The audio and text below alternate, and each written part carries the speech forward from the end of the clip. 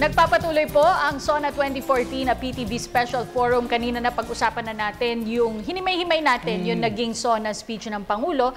At ngayon nga, ano nga ba yung maaari pa nating asahan mula sa Administrasyong Aquino? Pero itong within the next 2 years, Cathy, no, ang gustong ipahiwatig ng ating Pangulo, the reason why he started his speech by bringing us back kung yung ating sinimula na malayo na yung ating narating. Gusto ko itanong kay Veronica, tanggap ba ng ating mga kababayan, kahit na yung mga nagsunog ng FEG, na malayo na ang ating narating? Well, I think, kasi even sa youth sector, medyo divided din eh. There's a part of the youth that believes that malayo na nga yung narating natin. There's also a part, I feel, that kind of counters that, maybe part of the detractors also. Pero for me, it's more of, on my own opinion, medyo marami man talaga tayong nagawa at narating. And at a certain level, we acknowledge what the President has done, but also, there's still room for improvement. At yun nga, sa youth sector namin, our call is, if you want to have more transparency and accountability and para mas magandang effects at may pagpatuloy yung nasimula ng Presidente, sana mapasa nga yung FOI bill. FOI pa rin, no? Talagang sinisigaw ni Veronica, no? Pero malayo na nga bang na ating narating? Maraming mga figures. Lagi-lagi yan pagdating sa ekonomiya. Maraming hindi nakakaintindi. Ako, hindi ako ekonomista. Ako din. Oo. So, pagdating po sa ekonomiya, sa figures marami ang ating narating. Pero kailan po mararamdaman ito ng taong bayan? Tanungin natin si Director Giapal. Thank you, Cathy. Salamat dun sa sinabi mo nga. Ang gusto po natin mangyari for the next SONA, hindi lamang po sa figures. Actually, kung pupunta po tayo sa mga areas ng kamusliman, hindi lamang po sa area ng ARMM, pati na rin po sa Cebu, sa Davao, sa Metro Manila, makikita po natin yung improvement ng mga kababayan nating Muslim at pati na rin po yung kalooban ng bansang Pilipinas. Malaking factor po yung integridad ng ating Pangulo. The fact na tumaas yung investment grade natin at the fact na kung yung figures po, sinasabi po ni Presidente through PESA na during his time, yung antas po ng investment grade, nasa na po 42%. Yung the rest of the 60%, doon po sa previous administration which happened in the last 15 years. Kung titingnan po natin, dahil sa integridad ng ating Pangulo, dahil sa integridad ng ekonomiya ng bansa, kami mismo sa loob ng birokrasya, nararamdaman namin yung trust and confidence ng private sector. Sa katunayan po, ang mga programa ng National Commission on Muslim Filipinos sa Bureau of Muslim Economic Affairs, it is generally private-driven. Karamihan po ng suporta na nagagaling sa mga kasama namin sa gobyerno ay tulong po galing sa private sector. Tinitingnan po din natin yung bagong market, katulad ng halal financing at takahan ng halal market. Ito po ay tinatayang nasa 2.3 trillion US dollar. Inaasahan po natin na sa bagong pagpasok ng taon, maging kasama po tayo sa pagtaas ng antas ng welcoming the halal market and the halal financing. That's good. Sa usapin naman ng ating security, Cathy, si kay Major Guzman, mukhang nag-i-invest ang ating bansa sa territorial security, yung ating pag-secure ng ating teritoryo. Nariyan na rin yung investment natin para sa ating disaster response. Pero matatapos na po ba talaga ang gyera within the next 2 years? Hopefully, with the signing of the Bangsamoro Basic Law, is there a chance that the war will end? Kasi ito yung chismis, pakisagot once and for all.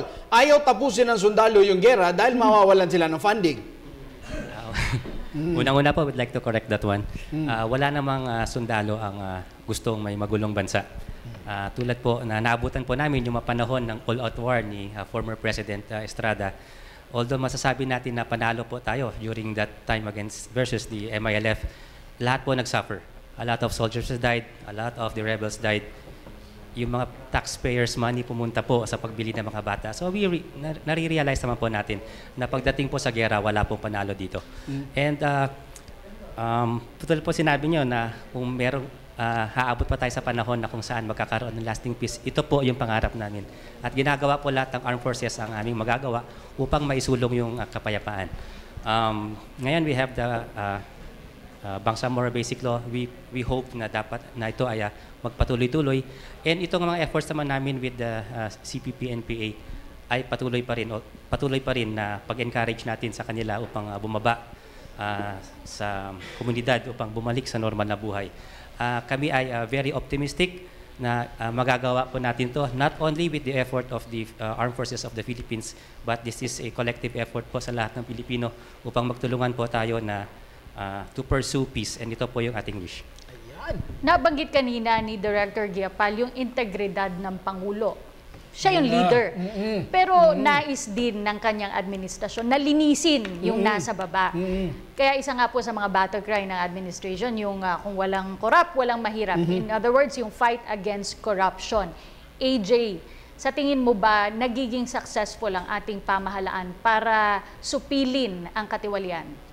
I think in a way, to some degree, nagiging successful naman. Kinukwento nga ni Pino yung sa DPWH, yung corruption dati na nangyari doon, it's less now. Yes. Sa Bureau of Customs then he's taking a stand against the corruption there. So I think to a certain degree, nalilesen yung corruption in the government. Pero nga, we have to establish it na even after Pinoy, kailangan may safeguards tayo against corruption. Hindi lang naman si Pinoy magiging presidente natin. What after 2016? And that's where his legacy comes in. Dapat ma-ensure ni Pinoy na yung good governance platform niya ma-establish siya even beyond his term. Kaya importante yung Freedom of Information Bill to ensure na we have an anti-corruption measure like that. Sabi nga ni Pinoy daw, Cathy, sigurado na yon before the end of his term, mapapasa yung FOI, kaya hindi na daw niya binanggit. Pero hindi lang naman kabataan ang may gusto. That's right. Tayong mga journalist, kasi mapapadali rin yung trabaho natin, di ba? Masisilip natin yung mga transaksyon ng pamahalaan. That's right. At punta muna tayo kay Kirby para sa ating mga online questions. Maraming salamat, Atty. Mark at Cathy. May katanungan si Marlene Tuquilla ng Facebook. Sabi niya, marami raw sa mga kritiko ng Pangulo ay pinuri yung naging sona niya ngayon kesa sa mga nakaraan. Ano raw po ang ibig sabihin nito? Okay, Reaction daw. Para kanino po ang pwedeng itanong? Okay, kay Veronica. Para sa akin po, it means that, well, it must mean that the president did something good kasi even his critics or his detractors at a certain level praised him, di ba? So, that's a good thing for Pinoy, for me. Yeah. Okay. Mr. Morales ba, nagustuhan niyo din po ba yung sona niya? Yung delivery niya, medyo technical yung una, Cathy, tapos naging emotional yung dulo.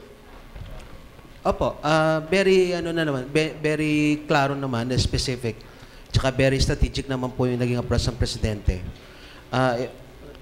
Talking about looking ahead, looking forward, kailangan lang po yung tinatawag na sustainability. Okay, sustainability. Kirby. Okay, isa pang katanungan, Atty. Mark, galing naman sa ating Twitter. Sabi rito, malaki daw ba ang maitutulong ng TESDA doon sa ating mga kababayan, lalo na ito yung naging pangunahin o yung panimula ni Pangulong Aquino para mabigyan ng daan yung ating mga kababayan na walang trabaho?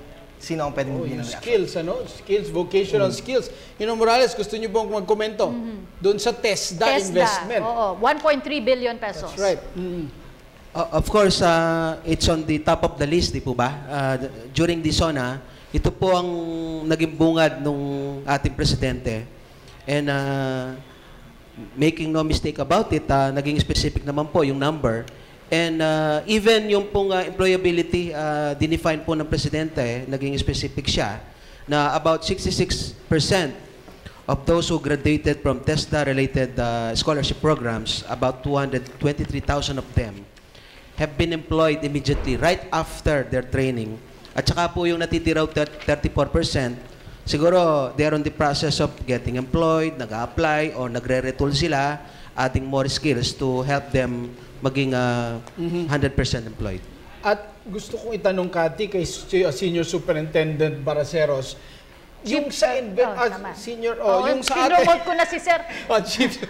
yung investment ng ating pamahalaan para sa ating kapulisan doon sa equipment, nasusuklian na po ba natin o masusuklian ba ng ating kapulisan ng professionalismo, skill, knowledge, halimbawa, data, evidence gathering, pag-handle ng mga krimen, crime prevention, yung pagtistigo sa mga korte, masusuklian ba? Dahil yung technology, yung equipment is just one part of the bigger policing function. Tama ka dyan, Attorney Mark. Ang ating kapulisan, meron ng pinapatupad na tinatawag nating Patrol Plan 2030. Nagsimula po tayo noong 2009 at yan yung nabanggit kanina na sustainability. Patuloy na ginagawa natin Ang objective natin dito ay para magkaroon tayo ng capable, effective, and credible na kapulisan. And dito nga po naka-align tayo. Masayang-masaya kami dahil ito rin po yung gustong patunguhan ng ating mahal na Pangulo, yung transformasyon ng ating pambansang kapulisan. So nakikita naman na po natin yung pag-fill up po ng ating mga equipment. For example, mobility, doon sa ating communication, doon sa ating firearms, yung enhancement po ng pagbibigay ng pera para matrain po yung ating mga kapulisan. For example po, doon sa crime solution, marami pong naibigay ang ating pamahalaan para mag-move na po tayo. Dati po, witness-based tayo, ngayon nagiging scientific-based because of the so many equipments na binibigay po sa atin, kagaya ng information ballistic system, yung fingerprint identification system, na malaki po yung ginastos ng ating gobyerno. Dito po, natutulungan nilang tayo ngayon. For example, nadoble po yung ating crime solution efficiency in terms of the number of cases na nasolve ng ating kapulisan because of this. So, unti-unti po, of course, with the help ng ating mga kababayan din, para masolve yung ating kriminalidad at ma-prevent yung ating mga kriminalidad sa ating mga community, nasusuklian na po natin. Na-improve na po natin yung ating crime prevention and crime solution. Sana naman. In fairness yung mga yung mga artist sketch ngayon talagang computerized na Medyo hindi maganda na. malapit na talaga doon sa mukha ng At suspect. mukhang hindi na daw i-compare ng ganun yung fingerprint. May makina na pala. Okay, mas okay ho yun. Opo. Alright. Sa yun naman nga Bangsamoro Basic Law, isa po yan sa talagang medyo nauhuli yung pagsusumite nung draft nung BBL. Do you think, Director, we will be making it in time for the deadline set by the administration? Yung ine-expect po natin na maipasa na po yung Bangsamoro Law, pero katulad po ng pinag-usapan natin kanina, Cathy, and yung mga bisita natin, si Deputy Director at ng PNP, pati na rin po yung bisita natin sa private sector. Meanwhile, they're putting all the structure and the standards. Kami po sa Commissioner Muslim Filipino, inihanda na po namin yung engagement. Inihanda na po namin yung microfinancing, pati na rin po yung Islamic financing, kung saan habang nag-uusap pa po tayo at habang pinaghahandaan pa po natin yung mga batas para sa integrasyon ng ating mga pamayalang Muslim, lalo na yung Bangsamoro, ay masimulan na po yung pagtaas ng antas ng kabuhayan ng ating mga kababayan. Okay. And the modernization program, nabanggit ng Pangulo, malaki ang budget na iniukol ng pamahalaan para sa armed forces modernization. Ano pa po ang aasahan nating mga bagong kagamitan na darating sa hinaharap? Yes, tulad po nung sinabi nga ng Pangulo, we'll be expecting more assets for the Philippine Air Force and the Philippine Navy. Ito po yung isa sa mga priorities natin na yung mga iba expected na po dadating ngayong taon and others for next year until 2017. For the Philippine Army, around 59,000 rifles will be arriving this year. At ito po ay mga bagong M4 rifles na dekalidad at brand new, tulad ng sinabi ng Pangulo. So lahat po nito, itong mga modernization projects po ng ating Pangulo ay naramdaman na po natin ang epekto. One classic example of this is itong nangyari po sa Zamboanga. Our soldiers were sent there. They are well equipped with night fighting system, force protection, at itong mga makabagong baril. So without this, sa tingin namin baka lalong pag tumagal o nahirapan tayong sugpuin itong mga rebeldeng MNLF dito sa areas kung saan marami po nasawi dito. And because of the technology that we have, yun nga, out of 197 na hostages na nabihag po, we were able to safely secure 195 of them. So these are examples of the effects o yung mga epekto ng modernisasyon po ng Armed Forces of the Philippines with the other projects na darating po na aasahan po natin. Makakaasa po kayo na mas lalo pang magagampanan ng Armed Forces of the Philippines yung aming role in protecting the people and defending the territory. At the same time, yung role po namin sa humanitarian assistance and disaster response. Okay, good governance, hindi sapat. Kailangan din merong good citizenship, kaya tayong lahat din hingin na natin ng parting messages ang ating mga panauhin ngayong gabing ito, Cathy. Umpisahan po natin kay Director Alim Siddiq Giapal, Director ng Bureau of Muslim Economic Affairs ng NCMF. We commend po, unang-una po yung ating mga boss, ang taong bayan, at ang ating butihing Pangulo, unang-una po sa integridad, sa all-inclusivity, at sa programang ekonomiya ng ating administrasyon. Makakaasa po kayo sa aming pong komisyon sa pangunguna ni Secretary Yasmin Lau, programang makakabuti sa antas ng kabuhayan ng ating mga pamamayan ng Autonomous Region Muslim Mindanao, pati na rin po sa national government. Maraming salamat po. At huling mensahe naman mula sa ating LGU and Development Consultant, Ginoong Edel Morales. Ang naging accomplishment po ng ating Pangulo sa nakarang panahon ay kung hindi man po marami o malaki, hindi naman po siguro kulang. Ang napansin ko lang po sa aking pananaw ay dapat din po natin bigyan ng importansya ang ukol sa agrikultura. Dahil sa lahat po ng aspeto ng kabuhayan natin, it seems na ito pong agrikultura ang medyo napag-iwanan. So I hope it will be one of the future reforms ng ating Presidente sa susunod na panahon ay mabigyan po ng matamang pansinan tungkol sa agriculture and food production. Salamat po. Huling mensahe po mula kay Senior Superintendent Noel Baraceros mula sa Philippine National Police. Maraming salamat po sa ating mga kababayan and sa ating pamahalaan. Sa inyong mga tulong sa amin, makakaasa po kayo na ang ating pambansang kapulisan ay patuloy na gagawin ang lahat ng aming makakaya upang makatulong po kami sa pagkakaroon ng mapayapa at maunlad na sambayan ng Pilipino. Huling mensahe naman mula sa AFP, Major Angelo Guzman. Ang ating Armed Forces of the Philippines po ay isang matatag na organisasyon kung saan naniniwala po kami sa chain of command. Kami po ay intact sa pagsuporta sa aming Chief of Staff na si General Gregorio Katapang at lalo na sa aming Commander-in-Chief na si President Benigno Noynoy Aquino.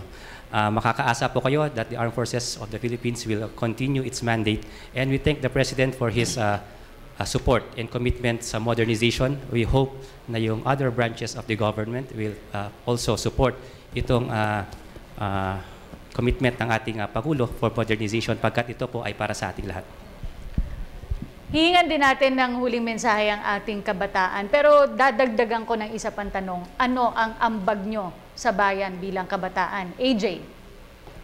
Well, bilang scholar po ng bayan, we're an investment po. We're an investment for 4 years na nag-aaral po kami para maglingkod po sa bayan. And at the end of our 4 years, we plan to give back everything that we've gotten from the country, sana maibalik po namin. Kaya may message din for Pinoy is I hope na mas mabigyan ng pansin ang education sector. Dapat ma-defend yung rights ng students to accessible, quality, and relevant education na talagang lahat po ng gusto po mag-aral, makapag-aral, lahat po ng gusto ng quality at mataas na standard ng education ay makuha ito. At sana ma-empower lahat ng students to be the best that we can be.